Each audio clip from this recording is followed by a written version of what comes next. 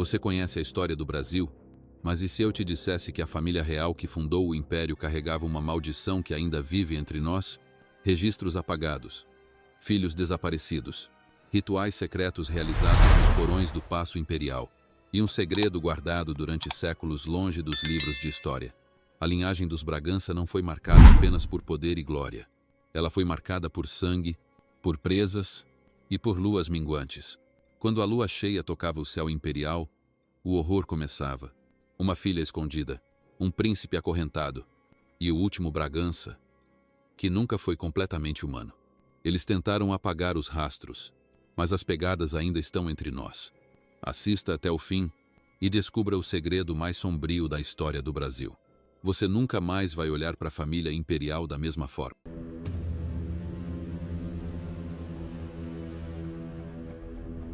Em 1808, os navios portugueses que trouxeram a corte real ao Brasil foram recebidos como portadores de esperança e civilização. O que ninguém sabia, porém, é que nas profundezas dos porões da nau Capitânia, trancadas em baús selados com ferro negro, estavam as verdadeiras relíquias do reino. Pergaminhos, objetos sagrados e um segredo sombrio que atravessava gerações da Casa de Bragança. Mais antigo que a própria coroa, esse segredo havia sido selado por juramento e sangue. O povo brasileiro, em êxtase com a chegada da realeza, não fazia ideia de que, junto com os reis, atracavam também os primeiros sinais de uma maldição esquecida e faminta. Dom João VI, então príncipe regente, era um homem atormentado por pesadelos constantes e uma fobia do mar que nunca explicava publicamente. No entanto, os criados mais próximos sabiam. Ele sussurrava durante o sono, chamando por Teodósio e implorando a um frade invisível que retirasse a maldição. Na biblioteca secreta do Paço Imperial, ainda hoje lacrada, há registros de reuniões noturnas com monges exorcistas, freiras enclausuradas e rituais estranhos realizados em nome da saúde dos filhos. O primogênito da família, sempre o primogênito, era visto como condenado. E João sabia. O preço do trono era a carne dos seus herdeiros. A lenda começou ainda em Portugal, no século XVII, quando Dom João IV, então Duque de Bragança, humilhou e chutou um frade franciscano que lhe pediu esmolas. O religioso, já moribundo, teria rogado uma maldição eterna, que todo primogênito da linhagem real morreria antes da hora, e se escapasse da morte, carregaria consigo a marca da besta. Alguns diziam que era uma metáfora, mas os registros genealógicos mostravam outro cenário. Filhos varões sempre morriam jovens, em circunstâncias violentas ou inexplicáveis. E os que viviam, mudavam, tornavam-se reclusos, violentos, perturbados. Quando Dom João chegou ao Brasil, trouxe consigo esses medos antigos. Estabeleceu-se na cidade do Rio de Janeiro, mas evitava dormir no mesmo quarto 2 noites seguidas. Mandou que as janelas fossem forradas com cruzes bentas e sal grosso, disfarçados sob tapeçarias. Alguns empregados noturnos afirmavam que, após o soar do sino da meia-noite, ouvia-se o arrastar de correntes vindo do porão da Quinta da Boa Vista. Guardas eram dobrados nesses turnos, e mesmo assim, ninguém ousava descer sozinho. Um escravizado que tentou fugir pelo portão dos fundos foi encontrado em pedaços na mata do Jardim Botânico. A população carioca, habituada às festas e à elegância da corte, mal imaginava os horrores que se escondiam atrás dos salões dourados. O Paço Imperial tornara-se uma prisão sagrada para segredos que não podiam escapar. Dom João mandou erguer um altar subterrâneo, onde monges faziam vigílias durante as luas cheias, e entre os criados surgiam boatos de que um dos filhos do monarca precisava ser acorrentado nesses dias. Um tal de Dom Miguel, que viveu apenas alguns meses, teve seu corpo enterrado em local secreto. Diziam que seu rosto estava deformado, com traços lupinos e dentes já desenvolvidos ao nascer. Com a morte da rainha Dona Maria I dita louca e a instabilidade política na Europa, o medo aumentou. Dom João passou a se reunir secretamente com líderes espirituais africanos, buscando algum tipo de proteção além da cruz católica. Ele sabia que no Brasil existiam forças ainda mais antigas e perigosas, e talvez elas pudessem conter o que a Europa não conseguira. Mas os registros dessas reuniões foram destruídos após a proclamação da República. O que resta são apenas cartas cifradas e menções vagas em diários de freiras enclausuradas. Dentre as medidas de segurança tomadas, uma era particularmente enigmática: a criação de uma ala oculta no hospício Dom Pedro II. Ali eram enviados os filhos desviantes, membros da linhagem Bragança, que apresentavam sintomas estranhos, acessos de fúria, perda de consciência durante noites de lua cheia ou tendências violentas incontroláveis. Não havia tratamento, apenas isolamento. Um desses internos, registrado apenas como APB, teria sido visto devorando um cão vivo durante um eclipse lunar, em 1845. Nenhuma investigação foi aberta. Sua cela foi lacrada com cimento e seus documentos, selados por ordem da princesa Isabel. Apesar de tudo, a linhagem seguiu. Dom Pedro I proclamou a independência, mas carregava nos ombros o fardo da maldição. Após sua morte precoce, o jovem Pedro II cresceu cercado de médicos, padres e soldados. Seu primogênito, Afonso Pedro, morreu aos 2 anos, em uma noite de forte tempestade. O imperador mandou lacrar o quarto do menino e nunca mais falou seu nome. Mas um criado relatou, anos depois, que o berço continuava com marcas de garras, como se uma criatura desesperada tivesse tentado escapar dele ou entrado. A princesa Isabel, ao herdar o trono, tentou romper com a tradição. Mandou construir capelas, doou terras à igreja e cuidou de centenas de órfãos. Mas ela mesma passou a usar luvas pretas, mesmo nos dias mais quentes. Documentos mostram que ela teria sofrido arranhões misteriosos nos braços e que acordava com hematomas impossíveis de justificar. Cartas trocadas com o Papa sugerem um pedido secreto de exorcismo para libertar o ventre real. Ela temia pelo filho que carregava. E as parteiras contratadas foram todas substituídas por freiras treinadas em sigilo absoluto. Esta é a história que jamais foi contada nos livros de história. Uma história que envolve o sangue real, a herança amaldiçoada e os lobos que rondam os palácios. Durante mais de um século, os Bragança esconderam não só escândalos políticos, mas horrores de outra natureza. E agora, neste relato, você vai conhecer os detalhes mais obscuros, mais sangrentos e mais chocantes de uma linhagem que nunca foi apenas humana. Porque quando a lua cheia sobe sobre o Rio de Janeiro, ainda há olhos dourados observando. No coração do Rio de Janeiro imperial, onde os sinos da Igreja do Carmo marcavam as horas de um tempo elegante e cruel, havia uma mansão que destoava de toda a beleza da Rua do Ouvidor.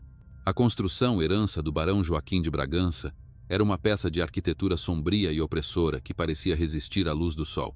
Suas janelas permaneciam sempre fechadas, mesmo nos dias mais abafados, e a vegetação do jardim crescia descontroladamente, como se fosse alimentada por algo mais profundo do que terra e água.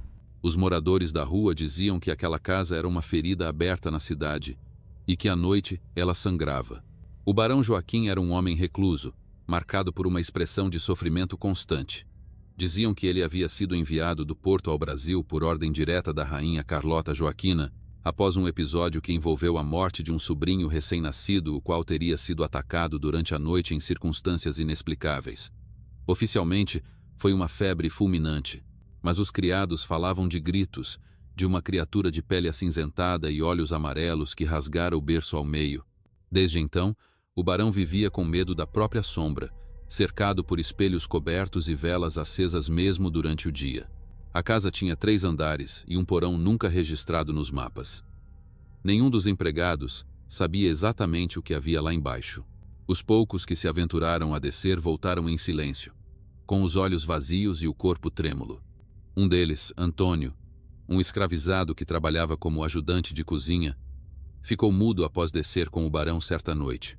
Mais tarde, enforcou-se com o próprio cinto. No bilhete que deixou, rabiscado com carvão, dizia apenas: "Ele está vivo lá embaixo e tem fome." A polícia sequer abriu inquérito. O delegado era compadre do barão e considerou o caso um surto de melancolia negra. As visitas à mansão eram raras, mas cuidadosamente encenadas. Em recepções cuidadosamente controladas, o barão recebia nobres e comerciantes influentes. A sala de visitas era perfumada com incenso forte que mascarava o cheiro metálico que às vezes escapava das frestas do assoalho. Todos os espelhos eram cobertos com panos escuros, e as luzes mantidas baixas. Nas paredes, retratos de família mostravam homens e mulheres com feições longilíneas e olhos de uma tonalidade dourada incomum. Um retrato chamava atenção. Uma criança pálida, com expressão triste e garras nos dedos. Quando questionado, o barão dizia: "Ele é meu herdeiro, mas nunca poderá sentar no trono da casa." Em uma madrugada de lua cheia, a calmaria foi rompida por um grito agudo vindo do interior da casa. Um vizinho, professor da Escola de Belas Artes, relatou ter visto, através das frestas das cortinas, uma figura alta e disforme atravessando o salão principal. Tinha o corpo coberto de pelos, pernas arqueadas e olhos que pareciam brasas vivas. A polícia foi chamada, mas ninguém atendeu a porta. Na manhã seguinte, o barão apareceu na varanda, com o rosto arranhado e roupas ensanguentadas. Disse que um de seus cães havia se soltado. O animal em questão, um mastim espanhol, nunca mais foi visto. No fim daquele mesmo mês, 3 crianças desapareceram no bairro. Os corpos foram encontrados nos fundos do convento da Ajuda, despedaçados, como se tivessem sido atacados por um animal selvagem. As autoridades tentaram atribuir os assassinatos a um jaguar fugitivo do jardim zoológico, mas moradores sabiam. Não havia pegadas de felino, e sim rastros humanos misturados com patas desiguais. Um padre exorcista foi chamado discretamente pela Irmandade do Santíssimo Sacramento e realizou um ritual à meia-noite na calçada da mansão. Naquela noite, todos os lampiões da rua apagaram-se ao mesmo tempo. Os empregados da casa começaram a fugir. Um após o outro, abandonavam o emprego sem aviso. Diziam ouvir choros de criança vindo do sótão, mesmo quando o espaço estava vazio e trancado. Outros relatavam que os espelhos cobertos, se destapados, refletiam não seus rostos, mas o de uma fera. A cozinheira, uma mulata velha chamada Rufina, afirmava que o herdeiro do barão ainda vivia ali, alimentado com carne crua e mantido acorrentado nas profundezas da casa. Uma vez tentou alimentar o menino com caldo de galinha e sua mão foi arrancada com uma mordida. Morreu dias depois, de infecção. Com o passar dos anos, a casa caiu em ruína. A fachada ruiu parcialmente, mas os portões de ferro nunca foram abertos. Alguns diziam que a família havia partido para a Europa, mas ninguém viu o barão sair. Um grupo de estudantes tentou invadir a propriedade em 1885 durante o carnaval. 2 conseguiram entrar. Apenas um voltou, coberto de sangue e em estado de choque.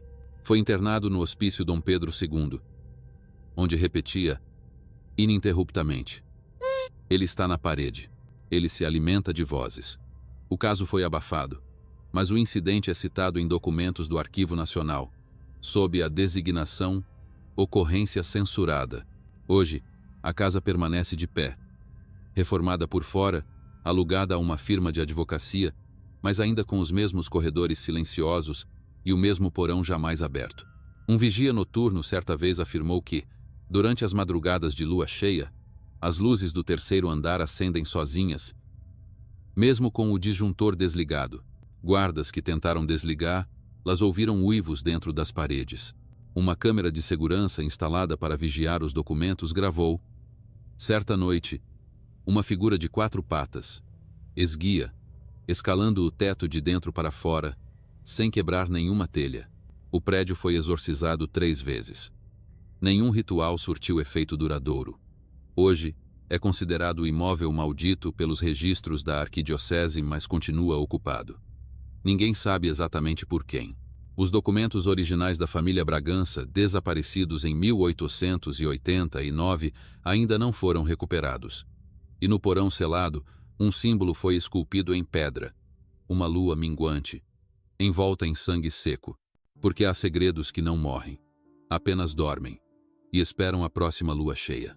Nos salões silenciados do Palácio de São Cristóvão, muito se sussurrava sobre uma filha secreta de Dom Pedro I.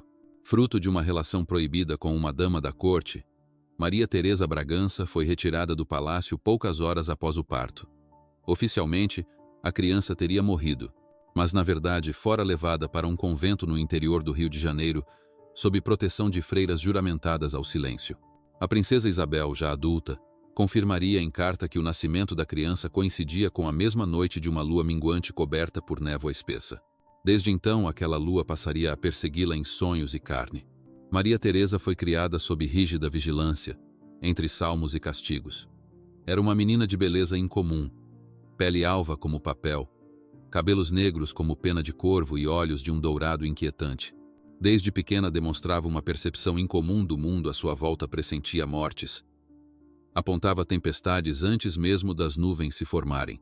As freiras a consideravam uma cruz viva, e muitas se recusavam a permanecer sozinhas com ela após o entardecer. Certas noites, ouvia-se cantos em línguas antigas vindo do quarto da menina. Embora ela jamais tenha sido ensinada a falar algo além do português e do latim litúrgico, aos 10 anos, uma tragédia envolveu o convento. 3 freiras foram encontradas mortas, com o peito rasgado e os rostos desfigurados.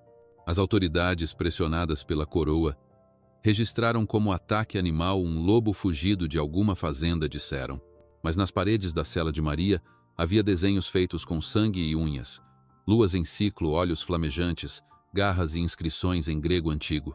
A superiora do convento, Madre Benedita, suicidou-se dias depois, deixando uma carta lacrada endereçada à princesa Isabel. Seu conteúdo nunca foi revelado. Mas o convento foi fechado, e a menina enviada para um solar em Vassouras, sob identidade falsa. O solar, isolado entre as montanhas da Serra Fluminense, pertencia a Madame Dubois, uma viúva francesa que dizia ter experiência com almas desviadas. A mulher não era religiosa, mas sim versada em ocultismo e magnetismo animal. Sob seus cuidados, Maria cresceu sem contato com o mundo exterior. Durante o dia, aprendia etiqueta, piano, francês e religião. À noite, era amarrada à cama com correntes santificadas. Madame Dubois mantinha um diário meticuloso, onde relatava episódios de transe, vozes masculinas vindas do corpo da jovem e aparições de olhos brilhantes nas janelas, mesmo quando o quarto estava no 2º andar. A puberdade despertou nela o que os antigos chamariam de sangue da besta. A cada lua minguante, Maria Teresa sofria violentas convulsões. Seus ossos pareciam se mover por conta própria, e sua pele exalava um cheiro de ferro e terra. Dubois, em pânico, tentou rituais africanos, europeus e indígenas. Nada funcionava. A jovem passou a devorar carne crua, trazida pelos empregados sob juramento de silêncio. Quando uma das criadas se negou, foi encontrada com a garganta rasgada e a boca cheia de pelos. O caso foi abafado.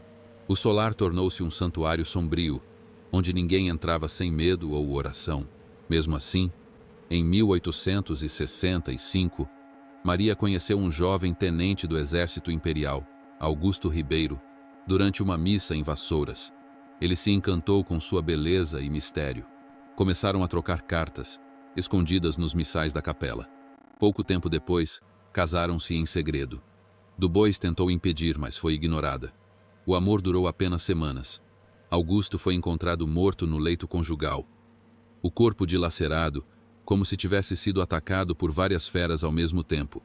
Não havia pegadas. A única pista era um colar com o brasão Bragança preso entre seus dentes, como se ele o tivesse arrancado antes de morrer. O escândalo foi abafado pela coroa, e Maria foi levada às pressas para a Fazenda Imperial de Santa Cruz. Então desativada. Ali, sob total reclusão, foi visitada por um grupo de religiosos vindos da Itália, monges especialistas em possessões raras. Um deles desapareceu misteriosamente após o primeiro ritual. Os outros relataram que não era possessão, mas sim transmutação ancestral. Afirmaram que o sangue dos Bragança havia se corrompido por um pacto antigo, selado com o frade amaldiçoado no século XVII. A solução proposta foi o enclausuramento vitalício da jovem. Mas ela desapareceu dias antes, deixando apenas um lençol rasgado e marcas de garras nas paredes da cela. Durante anos, Maria foi considerada morta, mas relatos surgiram de forma esporádica. Uma mulher de olhos amarelos, vista nos campos de Itaguaí. Ataques de animais em fazendas de café, onde o sangue era escoado, mas as vísceras intactas. Em Juiz de Fora, um padre escreveu em seu diário que ela passou por aqui e levou a lua com ela. Alguns afirmam que viveu em grutas, outros dizem que foi levada por ciganos. Mas os que juram tê-la visto sempre relatam o mesmo. um olhar humano aprisionado em uma fera que não quer matar, mas precisa. Em 1888, a princesa Isabel recebeu uma carta sem remetente. Dentro dela, havia uma mecha de cabelo negro e uma frase: "O ventre da lua nunca se fecha. Somos filhas do mesmo sangue." Isabel, apavorada, mandou incinerar a correspondência e aumentou sua segurança pessoal. Mandou construir capelas privadas em Petrópolis e afastou os próprios filhos das áreas florestais. Ela sabia que o retorno da filha oculta de seu pai significava mais do que vergonha familiar. Significava o ressurgimento de algo ancestral que jamais fora erradicado, apenas dormia entre nós. Hoje ninguém sabe ao certo o paradeiro de Maria Teresa, mas nas noites de lua minguante, quando o vento sopra do interior e os cães se escondem sem razão, ainda há quem escute uivos cortando o silêncio das serras. Dizem que a filha da lua vive ou que seus filhos andam entre nós. A linhagem maldita dos Bragança não terminou com a República. Apenas se calou, como um lobo à espreita, esperando a hora de revelar os dentes. E quando isso acontecer, não haverá santo, ciência ou república que detenha sua fome. Durante o longo e austero reinado de Dom Pedro II, o Brasil viveu uma fachada de progresso e civilização. A ferrovia avançava, a educação florescia, e o imperador era retratado como o sábio monarca que lia em vários idiomas e mantinha conversas com cientistas. Mas por trás da barba serena e do olhar pensativo, havia um homem marcado pela perda, pelo medo e por um segredo que jamais chegou aos livros escolares. Pedro II perdera o primogênito, Dom Afonso Pedro, ainda bebê, em circunstâncias oficialmente ligadas a convulsões noturnas. Porém, o diário pessoal do imperador revela que aquela morte foi apenas o início de algo muito mais obscuro. Em 1859, o imperador iniciou uma série de viagens pelo interior do império. Oficialmente, eram missões diplomáticas e de inspeção. Extraoficialmente, ele buscava respostas para o que chamava de "as sombras de nossa linhagem". Levava consigo um grupo reduzido de homens de confiança, médicos, naturalistas, religiosos e um escrivão que registrava tudo em códigos. Em uma dessas viagens, ao interior de Minas Gerais, algo aconteceu. 3 homens de sua comitiva desapareceram na mata fechada. Durante uma noite de lua cheia, nos arredores de Barbacena, foram vistos pela última vez carregando equipamentos de escavação e símbolos religiosos. O caso nunca foi noticiado nos jornais, mas uma carta enviada por um dos padres participantes chegou à biblioteca de Petrópolis. Nela, ele relatava que a expedição investigava sinais de culto antigo, anterior à chegada dos portugueses, mesclado com ritos trazidos da Península Ibérica. Segundo lendas locais, havia uma fera branca guardando um santuário interditado. Moradores falavam de pegadas desproporcionais e uivos que paralisavam cavalos de carga. Os corpos dos desaparecidos jamais foram encontrados, mas um dos cavalos voltou sozinho com a sela rasgada e marcas de dentes no couro. Após o episódio, Dom Pedro II suspendeu todas as viagens por regiões serranas e ordenou que toda a documentação da expedição fosse selada.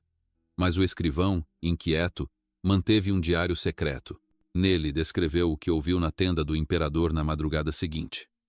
Pedro falava sozinho, como se rogasse perdão a um ente querido. Em determinado momento sussurrou: "Eu tentei te salvar, meu filho, mas você nasceu com olhos de fera." O diário também relatava o aparecimento de pegadas dentro da própria tenda, apesar de todos os panos estarem intactos, como se algo surgisse de dentro da terra.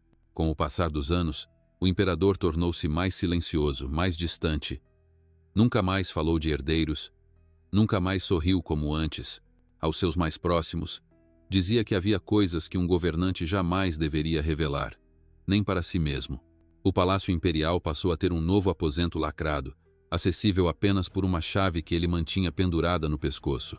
Guardas noturnos foram redobrados e monges beneditinos passaram a ser vistos com mais frequência nos corredores do palácio, especialmente nas vésperas de luas cheias.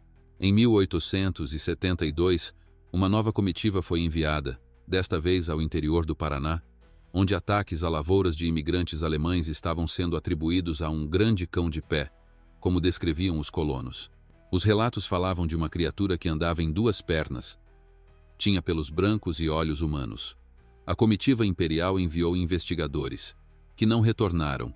Entre eles estava o neto de um dos monges que presenciou o nascimento de Dom Afonso. Apenas um diário foi recuperado. Estava manchado de sangue, e suas últimas palavras eram: "Ele sabe quem sou." O povoado mais próximo foi evacuado em segredo. Os registros civis foram adulterados, e a área tornou-se campo de testes do exército. Mas um médico que viveu na região relatou, décadas depois, em uma carta escondida sob o assoalho de sua casa, que a criatura foi capturada viva e mantida em um celeiro acorrentado por meses. Alimentavam-na com carne animal e orações. Certa noite escapou, dizimando todos os soldados da guarnição. Ao amanhecer, o médico encontrou marcas de pés humanos e pegadas de lobo lado a lado.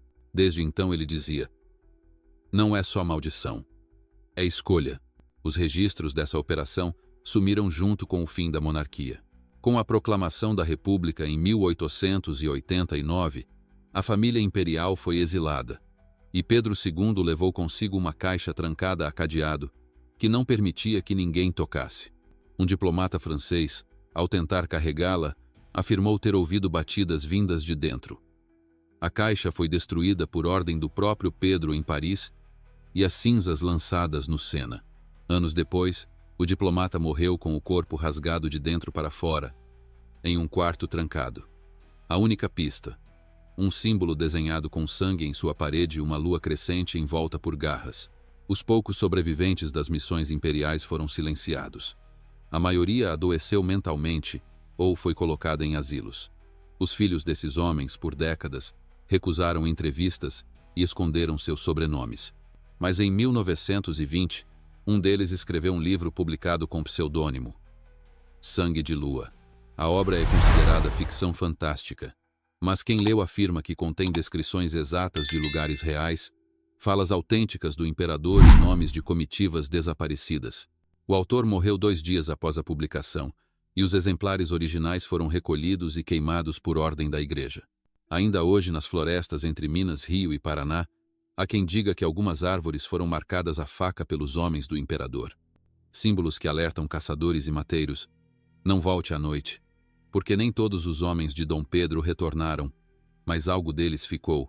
E há noites em que a lua não brilha, apenas observa, redonda e silenciosa, esperando a próxima linhagem de sangue real passar pelo mesmo teste de carne, fera e silêncio. O conde Guilherme de Alencastro era um homem discreto, culto e próximo à princesa Isabel. Tinha acesso ao coração da família imperial e era conhecido por seu ceticismo elegante, um homem de ciência e não de superstições. Porém, o conde guardava um segredo. Era neto de um dos monges franciscanos que participaram do exorcismo de Maria Teresa Bragança. Desde jovem carregava consigo anotações do avô, diários codificados e símbolos que jamais ousou decifrar. Quando os desaparecimentos da comitiva imperial chegaram aos seus ouvidos, sentiu o frio do passado despertar. Algo muito antigo, que agora pedia respostas. Guilherme começou sua investigação silenciosamente. Visitava arquivos secretos, conversava com ex-guardas da Quinta da Boa Vista e pagava informantes que frequentavam hospitais psiquiátricos. Descobriu que havia documentos imperiais que nunca chegaram ao Arquivo Nacional. Estavam escondidos em casas particulares, sob vigilância ou juramento de morte. Uma dessas casas era a antiga propriedade da família Dubois, no interior de Vassouras. Lá encontrou, enterrado sob o altar de uma capela desativada, um cofre de ferro contendo o diário original de Madame Dubois, guardiã de Maria Teresa. O conteúdo mudou sua vida para sempre. O diário descrevia, com detalhes perturbadores, os rituais feitos para conter as transformações de Maria Teresa, bem como a genealogia oculta da família Bragança. Não era apenas uma maldição hereditária. Segundo Dubois, alguns membros da linhagem possuíam predisposição à licantropia, uma licantropia espiritual, que se manifestava quando o primogênito nascia sob sinais específicos. Eclipses, luas minguantes, ou datas ligadas à morte de antecessores amaldiçoados. O diário trazia registros de cerimônias feitas por monges e escravos praticantes de religiões afro-brasileiras, unindo orações católicas a selamentos de origem africana. No meio do caderno, Guilherme encontrou um envelope lacrado com o selo da princesa Isabel. Dentro, havia uma carta com instruções para queimar o diário e nunca falar sobre ele. A carta era datada de 1889, poucos meses antes da queda da monarquia. Na mesma caixa havia cartas trocadas entre a princesa e um bispo de Petrópolis, discutindo a criação de um arquivo oculto sob o convento da Ajuda, onde estariam enterradas relíquias da maldição. O conde decidiu seguir os rastros e, pela primeira vez, começou a duvidar da razão. As noites passaram a ter barulhos inexplicáveis. Sua casa era tomada por odores selvagens. Determinando-se a não recuar, Guilherme viajou até Petrópolis. Disfarçado de historiador, obteve acesso ao convento e à biblioteca subterrânea onde, segundo os documentos, estaria um dos espelhos do sangue, artefato usado para identificar membros contaminados da linhagem. O objeto era um espelho de bronze negro, entalhado com símbolos da Ordem de São Bento e inscrições latinas. Ao olhar para o espelho, Guilherme viu o próprio reflexo se distorcer, os olhos tornarem-se amarelados e a boca ganhar fileiras de presas. Desmaiou. Ao acordar, estava cercado por 3 freiras que se recusaram a dizer o que viram. Retornando ao Rio de Janeiro, passou a escrever tudo em seu próprio diário. Ali, registrava sonhos em que era caçado pela figura de um lobo de manto imperial. Ouviu vozes vindas das paredes de sua casa. E certa noite, encontrou a escadaria de seu sobrado coberta de pegadas molhadas que começavam no teto. Seu criado desapareceu sem deixar vestígios, e um gato foi encontrado decapitado no escritório onde os documentos estavam guardados. A cada lua cheia, sentia uma dor insuportável nas articulações, como se algo por dentro desejasse sair não de sua mente, mas de sua própria carne. No auge de sua paranoia, o conde decidiu retornar a Lisboa, buscando nos arquivos da Torre do Tombo pistas sobre a origem da maldição. Descobriu registros do frade amaldiçoado por Dom João IV, Frei Cristóvão das Chagas. Havia descrições do incidente e de outras pragas que ele teria rogado antes de desaparecer misteriosamente. O conde encontrou também relatos de um manuscrito perdido, Lupus Regni, um tratado de demonologia, que tratava especificamente da transmissão lupina entre dinastias reais. O livro havia sido banido pela Inquisição e seus últimos fragmentos, queimados por ordem do Vaticano. Pouco antes da Primeira Guerra, Guilherme retornou ao Brasil, determinado a destruir os objetos que havia encontrado. Mas já era tarde. Durante a viagem, adoeceu. Seus dentes começaram a cair, mas novos nasceram, mais longos. O cabelo caiu, depois cresceu em regiões antes lisas. As pupilas assumiram o formato vertical. Tentou se matar, cortando os pulsos, mas seu sangue coagulava em segundos. Ao desembarcar, não reconhecia mais a própria voz. Passou a se esconder, recusando qualquer contato, e queimou seus diários, deixando apenas cópias resumidas com um editor de confiança, com ordens claras. Publique apenas após minha morte. Guilherme morreu em 1920, mas seu corpo nunca foi encontrado. Apenas suas roupas foram achadas em um casebre na Tijuca, junto a arranhões nas paredes e marcas de garras no chão. O editor, ao ler os diários, enlouqueceu. Tentou enterrar os papéis no mosteiro de São Bento, mas foi impedido por monges armados com água benta e espadas de prata. Os documentos sumiram. Apenas uma cópia, fragmentada, sobreviveu hoje escondida na Biblioteca Nacional, sob o selo Classificação Perigosa. São esses papéis que compõem o que você está ouvindo agora. Porque o conde descobriu a verdade. Os primogênitos da família Bragança não morriam por maldição. Eles eram silenciados antes de se transformarem. O trono não podia ser herdado por uma criatura. A linhagem foi protegida a sangue, aço, oração e silêncio. Mas o que foi enterrado pelo Império, selado pela República e escondido pela Igreja, ainda respira. E com a chegada de uma nova lua, o sangue desperta. Porque, como escreveu o próprio conde em sua última página, não se mata o que nunca foi homem. O ano era 1888 e Petrópolis vivia dias de festa. A assinatura da Lei Áurea transformara a princesa Isabel em heroína nacional.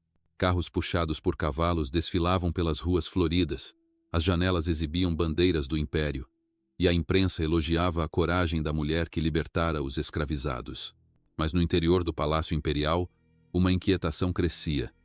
Isabel sorria para os fotógrafos, mas suas mãos tremiam sob as luvas negras. usava véu, mesmo durante o dia, e recusava qualquer aparição noturna. Diziam que estava exausta, mas quem vivia no palácio sabia. Ela era perseguida por algo antigo, invisível aos olhos, mas presente em cada sombra. O quarto do príncipe Pedro de Alcântara, seu filho mais velho, havia sido trancado às pressas semanas antes da assinatura da lei. O motivo oficial era uma reforma estrutural, mas os criados ouviam gritos, não de criança, mas de algo profundo, gutural, animalesco. Guardas eram posicionados à porta e monges beneditinos passavam horas rezando pelos corredores.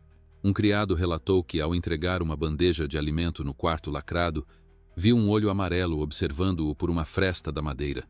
A princesa o demitiu na manhã seguinte, e ele desapareceu a caminho de Niterói. Durante os preparativos para o grande baile da abolição, o palácio recebeu visitas de diplomatas, barões e jornalistas. Tudo estava impecável exceto pelo Jardim dos Fundos, onde o solo parecia sempre revirado. Jardineiros trabalhavam incansavelmente, mas os buracos reapareciam na manhã seguinte. Isabel, ao ser questionada, apenas sorria e desviava o olhar. À noite, os cães da propriedade uivavam sem motivo aparente e os lampiões piscavam em sequência como se uma presença passasse entre eles. Um diplomata francês deixou o evento às pressas após relatar ver uma figura quadrúpede observando-o das janelas do segundo andar. Na noite do baile, tudo parecia correr bem. A orquestra tocava valsas vienenses, e os salões estavam lotados de vestidos rendados e condecorações reluzentes. Mas às 23h47, uma queda súbita de energia mergulhou o palácio em escuridão. Um grito cortou o silêncio desta vez.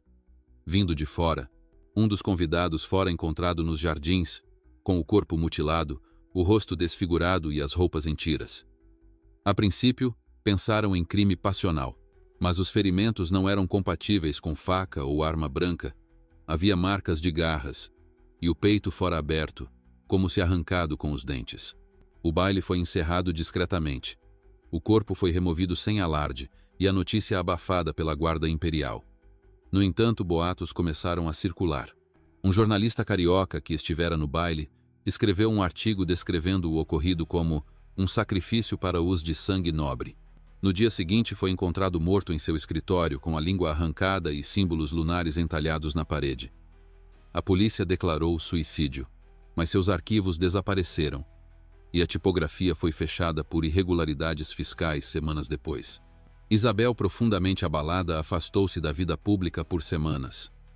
Durante esse período, pediu que todos os espelhos do palácio fossem removidos. Mandou selar os porões e contratou um relojoeiro alemão para instalar trancas especiais em portas e janelas. Mandou também que construíssem uma capela privada no terceiro andar onde passava horas trancada, mesmo sem padres presentes.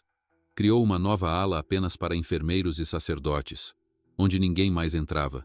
Era lá, diziam os criados, que o jovem príncipe era mantido acorrentado à cama, com hóstias costuradas à roupa. Alguns empregados noturnos começaram a desaparecer. Os que restaram relatavam ruídos metálicos, estalos de ossos e um cheiro adocicado, quase putrefato, que invadia os corredores após a meia-noite. Um mordomo, experiente e respeitado, foi encontrado morto dentro de uma estufa. Seu corpo parecia ter sido mordido por uma mandíbula imensa. Não havia testemunhas, e a estufa foi selada. Isabel mandou chamar padres jesuítas da Bahia, especialistas em exorcismos, mas nenhum deles permaneceu mais de 2 dias. Um deles, antes de partir, disse à princesa: "O que vive aqui já não pertence ao domínio de Deus." A princesa, em desespero, escreveu uma carta ao Vaticano. Nela, pedia autorização para realizar um rito de contenção, não reconhecido pelo catolicismo tradicional, mas antigo como a fé dos primeiros cristãos. A resposta veio em forma de silêncio. Nenhuma bula, nenhuma bênção. Apenas uma caixa de prata com uma cruz dupla e um frasco de óleo negro, acompanhado por um bilhete em latim: "Que o selo se quebre apenas quando o sangue trair o sangue." Isabel compreendeu e chorou. Dizem que a partir daquele dia, passou a dormir com uma adaga sob o travesseiro e queimar velas dia e noite. Em agosto daquele mesmo ano, a princesa teria se encontrado secretamente com um descendente direto de Maria Teresa, uma jovem que vivia em segredo sob o nome de Clara. O encontro teria ocorrido numa casa de chá na serra. Clara mostrava sinais da maldição, Olhos brilhantes, dentes irregulares, insônia, audição aguçada. Mas dizia conseguir controlar a fera. Ofereceu-se para ensinar o jovem príncipe a fazer o mesmo. A princesa aceitou. Clara foi levada discretamente ao palácio e nunca mais foi vista publicamente. Uma serva disse que a fera dormiu por 3 luas após a chegada da mulher. Mas em novembro de 1889, a República foi proclamada. A família imperial partiu para o exílio. Dizem que o jovem príncipe, já controlado, foi deixado para trás, junto com Clara. O palácio de Petrópolis foi lacrado. Anos depois, turistas relatavam ouvir arranhões vindos de dentro das paredes. E nos dias mais frios, quando a névoa cobria a serra, uivos solitários ecoavam pela mata. Ninguém ousa investigar, porque dizem que o herdeiro ainda vive e que sua linhagem, treinada por Clara, aguarda o retorno do trono. Um trono não de ouro, mas de presas, garras e luas minguantes. Em 1920, com o decreto de revogação do banimento da família imperial, o Brasil já havia mudado. A República ganhava força, os barões de café perdiam espaço, e as memórias da monarquia se apagavam entre os postes de luz elétrica e os bondes modernos. Mas entre os nobres exilados na Europa, havia um nome que não constava nos registros oficiais: Dom Fernando de Orleans Bragança, filho ilegítimo de uma união mantida em segredo em Paris, neto direto de Dom Pedro II. Silencioso, educado em mosteiros alpinos, Fernando trazia consigo uma maleta de couro com o brasão real e um olhar que fazia cães latirem à distância. Ao desembarcar discretamente no Porto de Santos, Dom Fernando não procurou a imprensa, nem os políticos republicanos simpáticos à monarquia. Em vez disso, dirigiu-se para o interior de Minas Gerais, mais precisamente a cidade de Ouro Preto. Ali, sob identidade falsa, instalou-se em um casarão abandonado no alto do Morro do Rosário. Moradores notaram que, durante a noite, o novo morador passeava entre as ruínas das igrejas, colhendo ervas e lendo livros de capa de couro que pareciam mais antigos do que o próprio Brasil. Ele não falava com ninguém exceto com o jornalista que o seguiu. Esse jornalista, chamado Vicente Cruz, era neto de um frade franciscano assassinado misteriosamente em 1820 após denunciar Dom João VI. Vicente crescera ouvindo histórias de pactos e maldições, e ao descobrir a chegada do misterioso herdeiro, viu ali a chance de revelar a verdade. Escondeu-se na cidade, observando Dom Fernando, enviou cartas para jornais do Rio, alertando sobre um segredo enterrado no sangue dos reis. Mas ninguém deu ouvidos. Quando tentou confrontar Fernando, foi recebido com gentileza. O príncipe ofereceu-lhe café e silêncio. Se quer a verdade, venha amanhã à noite, mas não volte se tiver medo de morrer. Vicente voltou. À meia-noite, o casarão estava às escuras. No centro da sala, havia um círculo feito com pó de ossos e cera. No meio, o espelho negro dos documentos do conde Guilherme. Dom Fernando apareceu de branco, com olhos em brasa. Começou a narrar sua história. Como desde criança ouvia vozes nos bosques, como era treinado para conter a fúria interna com meditação e sangue de cordeiro.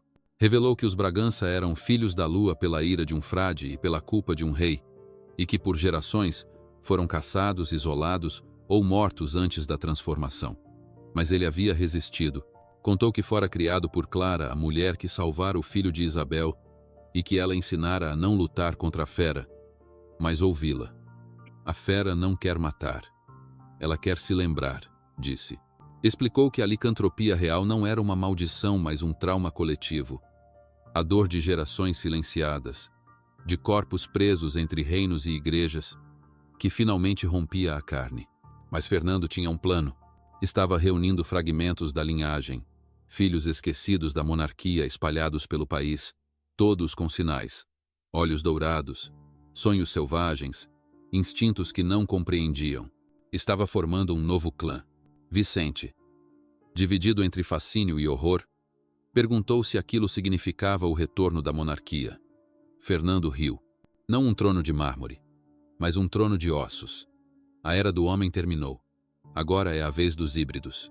Abriu a camisa e mostrou o peito, onde um símbolo de lua e coroa havia sido entalhado a fogo. O jornalista tentou fugir, mas a porta já estava trancada. Da lareira apagada surgiram olhos. Do teto, patas penduradas. O príncipe não estava sozinho. Outros como ele se manifestaram. Homens e mulheres pálidos, de dentes finos, que o seguiam com devoção animal. O ritual começou. Fernando pediu a Vicente que registrasse tudo. Alguém precisa contar como o mundo mudou. Vicente, sem saída, escreveu. Em páginas manchadas de suor e sangue, descreveu os cânticos antigos, o cheiro de carne crua, os gritos que pareciam vir das entranhas da terra. Ao fim, Fernando cortou o próprio pulso e ofereceu o sangue ao jornalista.